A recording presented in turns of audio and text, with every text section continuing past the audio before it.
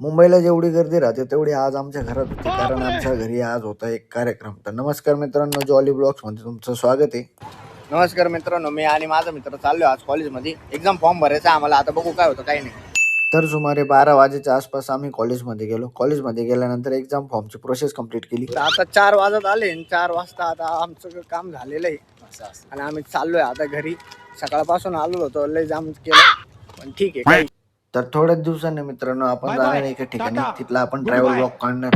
तर दिवाळीमुळे नाशिकमध्ये खूप गर्दी झालेली होती. तर एवढ्या गर्दीचं कारण हे होतं की आज होता माझा लाडका भाऊचा वाढदिवस. लाडक्या भाऊच्या वाढदिवसामुळे एवढी गर्दी जमलेली होती. आमच्या घरी कोणताही कार्यक्रम असो, छोटा या मोठा, आमची इथं भरपूर गर्दी राहते, कारण आमचं सगळ्यांमध्ये भरपूर प्रेम आहे. तर त्याचं औषण केलं झालं.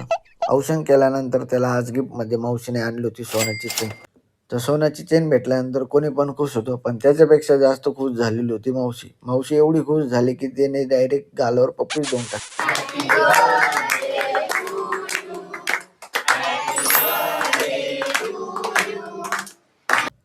तर सगळ्या चिल्ल्या पाल्यांकडून बड्डे बॉयला केक भरवण्याचा कार्यक्रम चालू होता.